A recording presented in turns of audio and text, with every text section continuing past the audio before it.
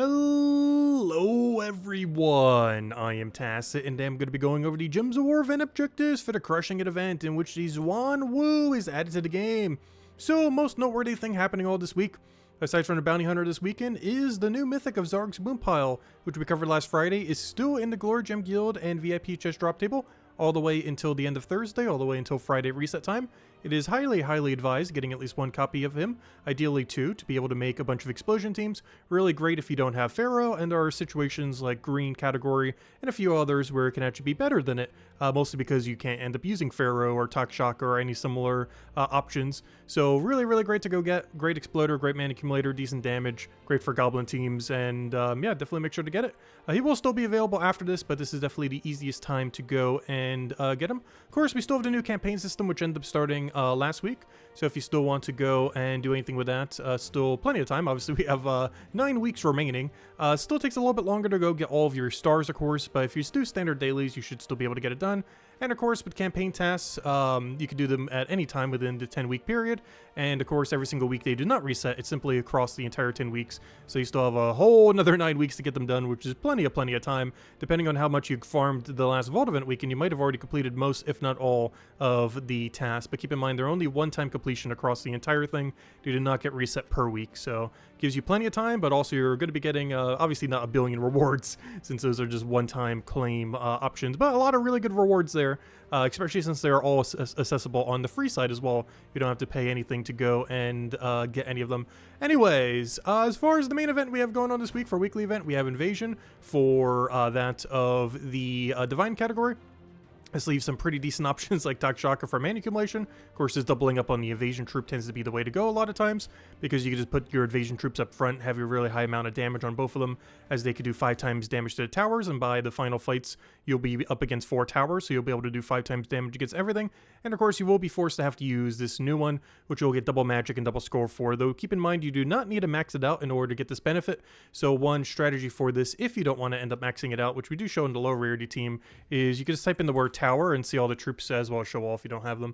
But it'll show all the troops that are accessible for this game mode, and you can simply use the ones that you already have maxed in front of her in order to go build out a team that way. So you could either use the statue of Saint Veritas or the Tower Trier Priestess, and you could just have that with your higher amount of rarity and not need to necessarily go and ascend her, as the only thing that ascending her does is increase her damage output. It does not increase your amount of points for this specific game mode. Though of course, if you do max her out, it will make her even stronger, as she does have double magic for this week for the event. Beyond that, let's get into all the teams. So, all which will be in the description below, as well as pinned comment if you need to copy paste any of them. For the invasion event we were just going over, you kind of already saw it earlier, but we're basically just running her for the extra amount of points and to go destroy everything. She has 5 times tower damage if you have her max. She has double magic and to destroy a column to be able to one-shot all the towers. We have Wanda Stars, so you could use any mana accumulator here to go get everything off the ground. And obviously Takshaka to go do the double wild cards in order to go get a bunch of mana accumulation. And worst comes to the worst, double Takshaka would be enough to finish out the entire tower event. Later on, they will get durable enough where you probably will want to have the 5 times damage. However, worst comes to worst, Takshaka Infinite Loop will get it done.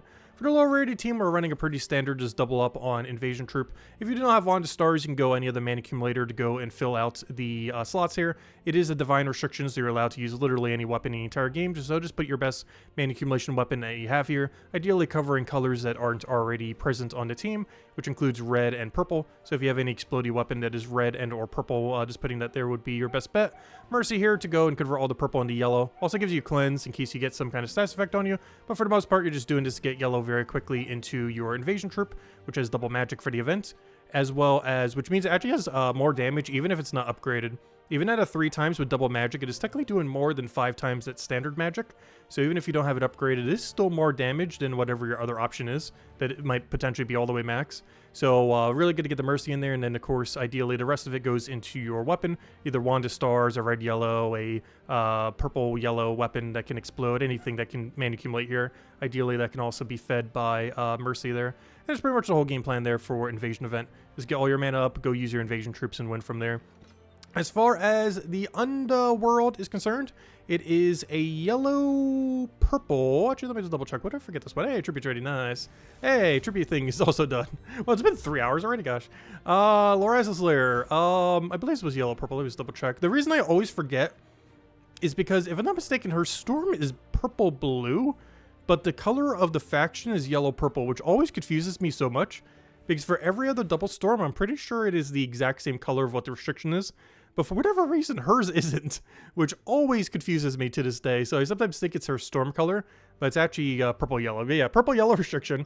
With that being said, of course, you can do Leprechaun into Atlanta. Pretty standard quick kill team ever since she got the 75% mana start when she got buffed earlier this year. Really, really strong to run for stuff like this. And really easy to get. You just get it from Divinity Fields, completing that out.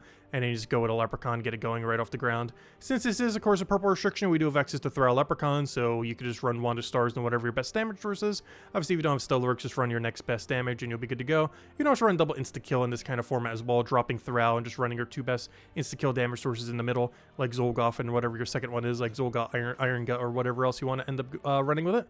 For the Pure Faction team, you mostly just use the 2 cores as your main core of your team. End up draining, basically the whole premise of this place is one of the most RNG-based Pure Factions in the game. Really annoying to do. But basically the whole premise of this place is they all have a billion different things that they'll end up doing on their ability, 3 of them. The main thing that you want to use this for is he can end up draining all mana from an enemy or silencing them, meaning 2/3 of the time it'll negate out their ability, but the 1/3 of the time is actually what you're looking for. It steals attack from the enemy. This thing is pretty good when it can scale that way. It has a little bit of Skull Dodge, has Impervious, so it can't get entangled or anything. And it also ends up getting to start getting attack. So you're basically hoping every single time that you'll get the 1 in 3 to steal attack, keep getting it bigger and bigger, keep getting the mana drains down to make sure they don't end up casting, and basically just rinse and repeat until you are strong enough to basically 1-shot, 2-shot, 3-shot the entire enemy team. And that's pretty much the whole premise here. Just keep spamming these until you win. You do have a little bit of skull spam to go with it too, which is pretty nice. It is random, of course, if it does. Also, there's a little bit of resummon if one of them goes down. As long as you have the 3 of them going to the final battle, you should be fine with the Chaos Hound resummoning in the first slot if you need additional meat shields 1 in 3 times. But 2 out of 3, it will be doing the additional skull pressure you need to go with the attack gain that you have on the core. And then beyond that, we're just using Laraza for her Storm and a little bit extra mana accumulation. She can also poke them down to death if you really had to, but her ability is really consistent. They are mostly just using her for her support abilities rather than necessarily using her for her ability. It is generally better using her turn to just keep spamming the cores over and over again until you are able to go and do the skull spam off the other one. As far as the Monk Hero class, this is specifically elves from Shentang. So do make sure every single thing on your team is elf. This team, composition-wise, obviously is not the greatest necessarily. Works a little bit better if you're running a yellow weapon too, so if you want to run it with like Dawnbringer or something else, or even just running it with Ruby would be fine. But the main premise of this is, aside from the hero class having 10% if you run Monk, you get a lot of extra magic if you run pure Shentang this week. Not only are you getting 10% to hero, but if you're using a 4-time Shentang team, you're also getting a pretty substantial amount of magic from that, even more if you're running some amount of elves on your team. So definitely worth it for those bonuses this week to be able to have a bunch of extra damage onto your weapon. Monk Hero class not that bad. Actually gains a lot of mana. The problem is it doesn't start with half mana start, but it gains 3 mana every single time you take an extra turn, so it's better at casting more than once compared to the average hero class. It just has a little bit of a slower first cast. It's also really tanky with a bunch of immunities to almost everything. As far as Underspire, this is Shentang restriction, so you're allowed to run absolutely anything from Shentang, though your weapon is also restricted to Shentang. That being said, we're basically just running almost all the dragons. Dragon's got a huge buff. This is actually the first time he's really been able to be used. The brown flower dragon since he came out earlier this year. This is the first viable time where he'd really be brought out for something as far as meta. And yeah, just does a bunch of damage. Obviously, flower dragons have absurd amount of damage over there.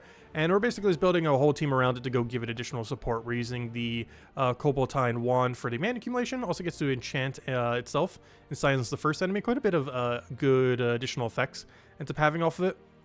But it ends up doing that. Get all your mana accumulation. You have your Honglong here for your extra bit of magic to your dragon allies, which of course, since this is the flower dragon, it counts as a dragon. And because it has such good scaling on its magic, it's gaining like what, 9 damage almost to all enemies every single time that it gains any amount of extra magic. I think it's slightly lower than that, but somewhere's around there. It's a lot of extra damage every single time you get an extra turn from this, like 8, 9 to all enemies. So you're getting that every single time you take an extra turn. Has a billion score reduction, so hopefully we'll never die. And you can also offset it for a little bit of damage. But for the most part, you're probably not going to cast it and just keep doing your wand in order to get everything else rolling and just try to get off of green. That's why we're going to +1 green on it. The guy in last slot isn't really here to cast. His ability is pretty average. especially if you're not using that many reds on the team. However, the main reason we're using this is for what it gets to start with. It gets to start with Firestorm, and also gets you that little bit of extra red link, so you can get your red started off the ground a little bit quicker. Even though this is the brown dragon, we are feeding it primarily off of red, oddly enough, just to try to get it off the ground, just because the synergy for it works a little bit within the kingdom. We're using a somewhat similar premise here as far as using the bird and the wand once again. However, we're doing it with a double true damage build, so this thing has a 50% chance to do true damage every skull it takes, while also having a double true damage poke on his ability. And then for the other one, we also have a Spearmaster, which will end up doing true damage to the weakest one, so you can end up whittling them down one by one, where you have the double poke off of this, and then whatever one of those double is weaker, it'll end up hitting it with the Spearmaster. Keep in mind, I believe this does do it based on weak. It does, yeah, it does it based on weakest enemy. Weakest enemy is based on HP and armor, even though he's doing true damage. So even though he is hitting the weakest enemy, he might still hit the one that has a higher HP value, as it is checking both their HP plus armor total, rather than specifically their HP total, as weakest is determined by both numbers, even though, of course, in this situation, ideally, you would want him hitting the lower HP number of the two. But that's not always the case depending on what their stats is. It shouldn't really matter too much. He also gets a little bit of a boost ratio based on all the reds he destroys when he destroys his column. And unlike the invasion troop we have this week, this one doesn't get to choose to destroy. The other one just does it randomly. This one gets to choose where you want it. So you have a little bit more control over how you end up utilizing it for the Underspire event. As far as Bounty Hunter is concerned, we do have a new Bounty Hunter event this week with a new troop coming in. As far as the builds, of course, pretty much just two standard ones. Obviously, a few other things you could end up building if you want. However, the two that I normally show are Ogress Warrior, Forest Gremlin into whatever your best damage source is, ideally Flower Dragon or Stellaryx. You can also run Hero here if you want to run it with a Ruby weapon or something else that does a lot of damage that can handle all the enemies. But basically, whatever your best damage source, singular damage source is here that you want to end up putting in it. And of course, the fourth slot is where you put the Bounty Captain. And for the other team, it is Ogress Warrior, Tagraki, or Ogress, a Tagraki Warrior, and Corpse Mirror. Basically just having the really good mana accumulation in the first slot with its really high amount of tank ability into the two true damagers. Tagraki Warrior with its boost ratio, which has always been pretty much the core damage source for any 4 times Bounty Hunter team ever since he's existed. And Corpse Mirror just for a little bit extra mana accumulation while having just that extra bit of support to go secure kills with its true damage that it has there. Lets us link into itself, so it gets up pretty quickly between the fact that its mana accumulation on its ability, a relatively low mana cost, and even a mana link, so it can normally 2-turn from nothing as well. And then of course you put the new Bounty Captain over in the last slot then. And those are 2 teams for that. Anyways, beyond teams, other things we have this week. Let's go over to the Soulforge. So, Soulforge, what do we have for Mythics? It's funny, I checked the Soulforge for Mythics, or the thing, but I didn't actually bother checking the Mythics, oddly enough. That's the Cosmic Dragon. Oh, Pharaoh! Ooh! So, we actually have both of them available in 1 week. I was not expecting this. Okay, this is an interesting one. So, Pharaoh is exceedingly worth getting 2 of. He is basically the opposite of the new one that's in drop table for the next 4 days, the Boom guy. So, yeah, the other one that's in Glory Gem Guild and VIP chest for the next 4 days. This is the exact inverse color of him. He ends up exploding 2 random gems every single turn. It's basically the better version of him. There are still some situations where you'd want to have the other guy, so it is still worth getting 1 or 2 copies, even if you have double Pharaoh.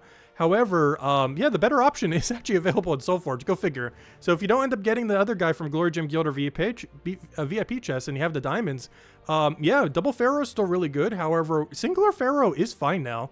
You can run 1 singular Pharaoh with the new Goblin. It's not as good as double Pharaoh, however, it is way cheaper. You don't need the extra 4,000 diamonds that you could allocate to something else in the future. However, yeah, definitely highly advised getting singular or double Pharaoh. If you're super early game, it is still better to get your double and triple Ironhawk first, so you can get that to farm Vault Event weekends with. However, if you're starting to get a little bit later, you're starting to already get some of the core mythics that you need. This is really, really high on the list. Overall, if it's worth going for Pharaoh over Takshakas, they're generally the 2 that are compared, like which one is better over the other. I would generally say Takshaka is a little bit better, at least as far as double is concerned, because now it is a lot better to go only 1 Pharaoh and just go, or not necessarily better, but more budget to go 1 Pharaoh into the new guy that's available in chess right now, and use the new Boom Goblin, rather than going double Pharaoh. Obviously, you would eventually want to get double Pharaoh, but the need to immediately get double Pharaoh is a lot less. I would definitely advise double Takshaka now. Just get your single Pharaoh and just run Pharaoh plus the Goblin until you have double Pharaoh way down the line. is pretty much the game plan, I would say. So yeah, definitely make sure to get one. Still viable to have two, though not as needed as it was in the past, but there'll still be tons of times where you will run double. I still run it every single day for a lot of teams because it's just the best mana accumulation currently in the game for turn 1, as it just has the highest amount of consistency. So still a lot of times you run it. Still the meta for like quick kill, explore 12, and a bunch of other stuff like that.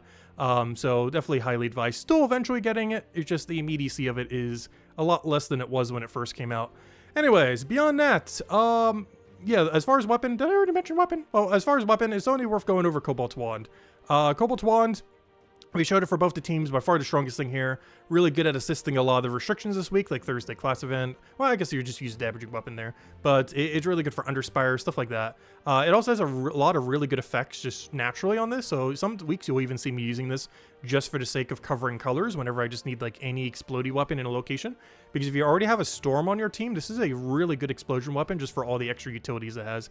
As enchant, it has silence, I think it has random sass effect to itself as well.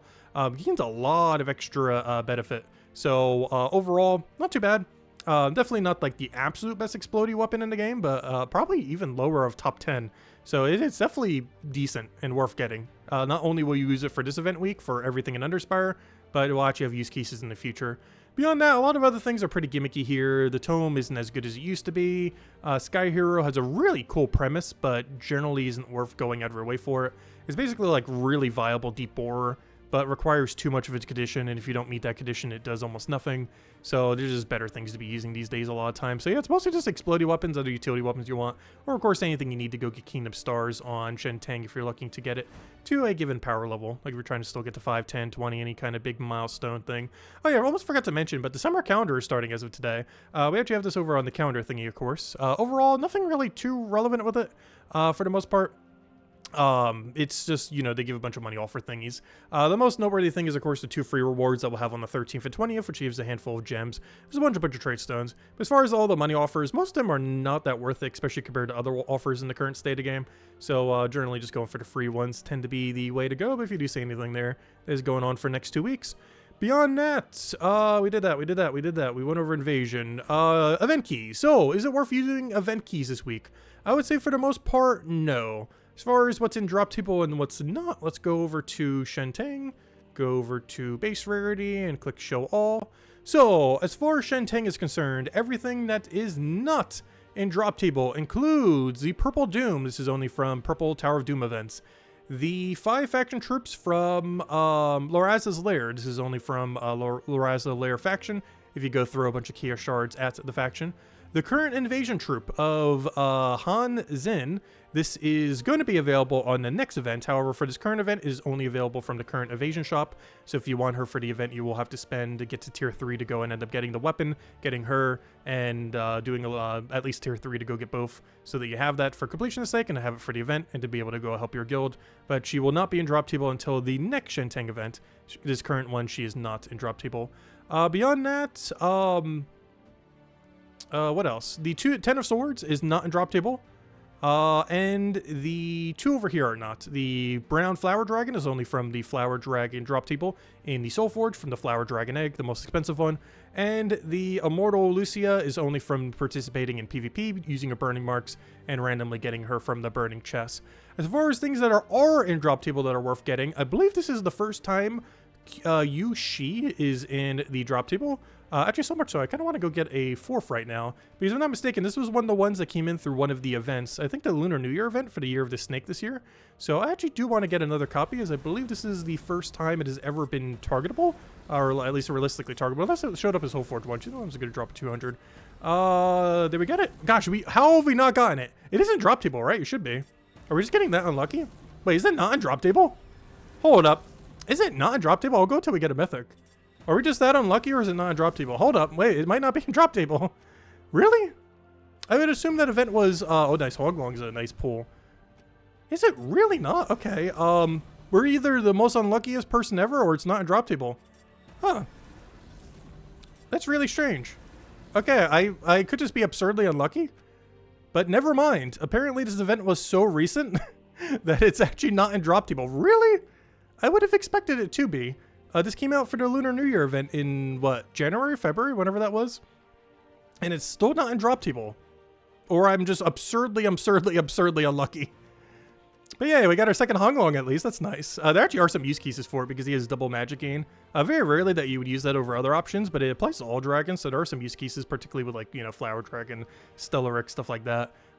Dragons that scale really, really, really well for magic. So that's actually not a bad pull. At least we got something useful. So never mind. That is also question mark not in drop table, which I am very, very, very surprised by, as I would expect after like 6 months it would be like 5 to 6 months. But yeah, it might not be in drop table.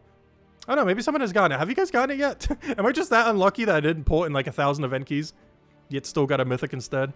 But yeah, it seems like it's not. Interesting. I was also going to say, that's like one of the things that are actually worth getting, especially if you didn't get it during the event, because he actually has a pretty interesting ability. He has a purple link into creating a bunch of purples per turn, while having an ability that's really good when you have a really heavy purple team, particularly 4 times purple, though it can be used in 3 times, 2 times purple teams as well, but it's particularly good in 4 times purple compositions. Not necessarily required in 4 times purple teams, obviously, but a really good troop to have in that context. And you can triple it up. You can even quad it up if you really want to. Ideally, wouldn't want to quad it, though. But you can double it up. You can triple it up, and depending on your restriction for various things. But yeah, apparently not a drop table. But things that are in drop table that you probably want to go for. Yao, really good overall damage, feeds into himself. Everything about him, I wish more troops were like, as basically everything on him feeds into something else. He steals a bit of magic, which scales well into the fact he hits 2 enemies. He transforms all purple to red, which is a color that he uses. He ends up stealing a bunch of life, which goes to his boost ratio because he boost ratios how much life he has.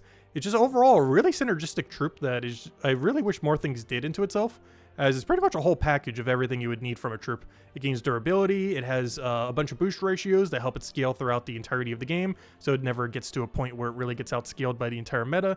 While he isn't as good as he used to be, because of the scaling system, he is still not bad. He's not as good as he was like, 5 years ago or something, or even more, but he still scales pretty well because his boost ratio to HP and just everything that he does into himself. He still feeds mana back into himself, so you can still use him as the soul mana accumulator back into himself if you really had to. A bunch of stuff like that. I really wish more troops were like this. Beyond that, Quillen, while 4 times Divine Skull Spam teams isn't as common, Divine Ishbala into Quillen into a 4 times Divine team is a meta that is still not horrible. Not as good as it used to be, but you have your Light Storm you need, you have your 40% Mana Star off your Divine Ishbala, you have the gaining a little bit extra magic for everything else in your team, and you have a double Skull Spam, as they both have a convert, one with the double Bless, and the other one with the double Enchant, so you can end up going for that and just get a bunch of value that way. But overall, yeah, it's mostly just the legends you're looking for. Mostly Quillen, mostly Yao, and if it was in drop table, also Yushi, but apparently not. As far as mythics, if you were to get one, oddly enough, we got the best one. We actually got lucky. Out of the 3 mythics you can get, because it's just Honglong, the Turquoise Emperor, and Tanye, Honglong is the strongest of the 3. The main reason for this is because, well, 2 reasons. He has an absurdly high score reduction. Unfortunately, he doesn't have immunities, but he does gain enchant off of his ability half the time. So, bless, off his ability. So he kind of pseudo has immunities. He just has to get it from his ability, of course. But the main thing it's really used for is the extra magic to all dragon allies. There are, of course, a lot of really strong dragons in the game that scale really well for magic. So having 1 of him, 2 of him can be very beneficial. Generally, you shouldn't go more than 1. Though if you do get lucky at some point, it's not horrible to use 2 in a given team. But he also has a really random ability. It's not bad if a lot of things trigger, but it's basically an ability that has, it's very similar to the Pure faction, or the faction in general, for this place, where every single thing there has like a billion different random things you could do. This is that, but it does all of them at once. So it could roll really well, where it does a billion things at once, or it could roll really bad, where it does almost nothing. In the best case scenario, it can hit all enemies, while also gaining attack, while also gaining extra turn, while also gaining a barrier, while also gaining enchant or bless. Like, it gets a lot of value per cast, if most of them, if not all of them, were to trigger. But the only guarantee is that you get to deal damage to all enemies, while gaining 1 of the 2 effects at the end. So sometimes you could do really bad, other times you could trigger basically everything while auto extra turning. So he's very mixed. He's definitely not consistent, which is why you don't tend to use him that often. But yeah, compared to the other 2, this is way stronger than what these things can do. This is basically an inferior stun option, and this just does basically nothing. I almost forgot this thing even exists, but it's basically just a dead content troop. So yeah, Honglong's definitely the best of the 3. I wouldn't go and try to open event keys till you get it, but you might get lucky. We did. We did today. But yeah, overall, I would say it's pretty skip unless you're just looking for one of the utility legends, with the Yushi likely not being in drop table, or where you're just very unlucky. As far as other things, weekly event, we have the Xuanwu, This big guy, despite looking kind of like a dragon, he's not a dragon. Great time to go stock up on brown blue arcanes if you need it for any upgrades, though. As far as his troop, he ends up giving a bunch of armor to itself and an ally, and then enchants and barriers, both of them. Overall, it's not horrific. The biggest issue with this is it doesn't have any synergy with anything with its own kingdom. And outside of the kingdom, you have better ways of gaining armor, you have better ways of gaining enchant, you have better ways of gaining barrier. So I don't really see a use case, even in early game, where you're really going to be bothering with this. Even if you want to do it with like Rowan or Guard's Avatar or something similar, there's better ways to build around them than putting this onto your team. And within his own kingdom, I don't think there's a single armor boost ratio in the whole kingdom. So it's a little bit weird that a kingdom like this would get a mechanic like this, as it just doesn't really seem that useful. Even just Templar, which came out when the game launched, though it did get buffed a little bit over time. Even something like Templar, which is the same color, brown, blue, for 10 mana cost, can do more overall armor per cast than this thing. Yes, it doesn't come with like the barrier and the enchant or anything, but at least it has extra turn potential where this automatically ends your turn. Biggest saving grace, I guess, is the 50% score reduction. So if you're using this in first slot while using it to buff something on your team that is armor boost ratio related, it could be okay. Just there's better options to do it. So I'd be very, very rare that you would ever bring this out. And even if you were, you'd probably have a better replacement for it within your first month of playing. So unless you're just starting recently, that it probably is not going to be the way to go to armor boost ratio, and just use the better ones once you end up getting them as your options. But anyways, guys, I'll wrap it up for now. If you have any other questions, feel free to leave it in the comment section below. But yeah, don't forget to get the new Explodey guy. You have either Soulforge option or this guy until Thursday. So yeah, you get the whole package now, either or. Both of them are available. So definitely a great time to be getting really good mana accumulators. They're really good offsets to not using Leprechaun if you're getting tired of using Leprechaun in every team, as they're basically the main three, technically the main four, I would say, as far as like the current new meta for mana accumulation. They are the Zarg's Boom Pile, which is basically a cheap alternative, or at least this week, it's cheap alternative for the next 4 days. It's basically a cheap alternative to Pharaoh. Pharaoh, which is by far the best option out of any of the four, which is 2 explodes per turn, and of course stacks with multiple. Then there's Takshaka, which is a bit worse than Pharaoh, or even this guy in some situations. However, the benefit of Takshaka is worse comes to worse. It is the most useful one out of the 4 of them for being self-sufficient for auto-winning a battle. This is particularly noteworthy in PvP-like situations where you might need a enemy to clutch at the end to go end up winning out a battle, whereas in game modes where you know you're going to guarantee win, you get a lot more benefit from using Pharaoh or even Zarg's Boom Pile, as they gain more consistent mana overall compared to Takshaka. Because worst case scenario, Takshaka will do absolutely 0 mana, whereas Pharaoh will always do some amount of mana, and Zarg's Boom Pile, assuming there are skulls on the board, will at least do some amount of mana. And then the 4th option is Ember Claw, which is basically cheap Takshaka. It has a slightly worse ability, has a slightly worse convert, but it's kind of like Zarg's Boom Pile in that regard, in that it's basically just an alternative for it. But unlike Zarg's Boom Pile, I believe it's only a legend. It's not actually a mythic, so it's way easier to obtain than Zarg's Boom Pile, with Zarg's Boom Pile only being really easy to get for this next 4 days, which is relevant for this week, but not relevant for the future. So comparatively, Ember Claw is way easier to get compared to Takshaka, whereas Zarg's Boom Pile and Pharaoh are the exact same difficulty to get after the next 4 days. So in the future, Zarg's Boom Pile's utility actually wouldn't be as good in that regard, just because the only reason he's really, really good to go get right now is because he's so accessible right now. But in the future, Ember Claw compared to Takshaka, or even compared to any of those 4, is far, far more accessible than any of them. Whereas Pharaoh is by far the strongest option, and available in Soulforge this week. So if you have the diamonds from last Vault Event weekend, we did just have a Vault Event weekend, of course. So yeah, it might be time to go and finally craft your 1 or 2 Pharaohs. As yeah, a lot of meta teams use it. I don't normally show this team a lot on the actual weekly videos, but as far as like the core team these days, this one, where is it? Should have it. I run this like literally every day. Flower Dragon, double Pharaoh, and 2 Mirage Queen. It is really, really, really, really good for just quick killing stuff. When it comes to pretty much any game mode in the game, you just pretty much turn 1 immediately get full mana. If you don't get all your mana back for an extra turn, you normally get it by your follow-up turn. Unfortunately, we got a little bit unlucky there. We're going to take an extra turn, but then we just go cast again, get your double cast. There are teams these days that can go for the single cast win. However, double cast tends to be a little bit more consistent. I say having to get the extra turn off of Mist Mother a lot of times for the 4 times Fairy Fire. But yeah, you generally just get your full mana on first turn. Ideally, you'll get extra turns here and enough to be able to cast immediately. If you don't, the Pharaohs will feed right back into full mana, and then you do it again, which is a little bit different than the PvP version, which generally doubles up on double Takshaka, as is a little bit safer to go the Takshaka route. If we go to, I think I have it over here, it's generally a little bit safer to go, not this one, I think. Oh yeah, I forgot, they all got reset. No! I don't have it set up because my middle team is something different. Oh, I might have it set up on my other Takshaka team. Where is it? Other Takshaka team. But yeah, this is how you normally run it for PvP because it's a little bit safer. Wand of Stars, Stellaryx, or Flower Dragon to double Takshaka. Because if your team starts to die, let's say you lose both your Stellaryx and your Wand, worst comes to worst, you can solo an entire battle with Takshaka. And wild cards are a little bit less consistent, but still a lot of mana when it does trigger. The biggest issue with it is generally only feeding into one color, so unless you're feeding into something that uses every color, it's going to be a lot less consistent than using Pharaoh, which covers, you know, everything. So overall, if you're in a game mode where you know you're not going to lose, or it's very unlikely that you're going to lose, double Pharaoh is generally the way to go, and tends to be more overall value than even running Leprechaun.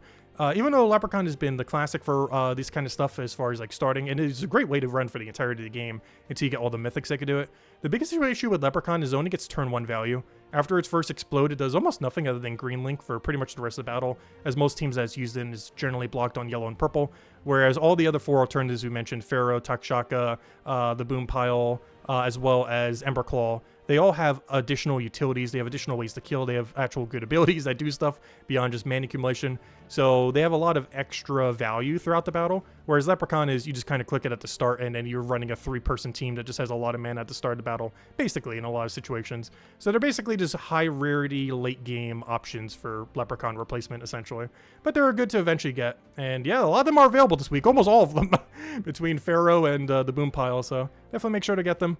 Boom Pile available till end of Thursday. Pharaoh available all the way until Monday reset. So all the way until the end of Sunday. So definitely make sure to get your late game mana accumulators if you have the resources to do so. Anyways, guys, hope you all have a wonderful weekend. We'll be streaming tonight at 8 p.m. Eastern Standard Time, kind of just messing with the event and going from there. And I guess messing with all the exploding troops because, gosh, there's a lot of them available this week. And we'll go from there. Anyways, guys, have a wonderful week, and I'll catch you guys later. Goodbye, everyone, and thanks for watching.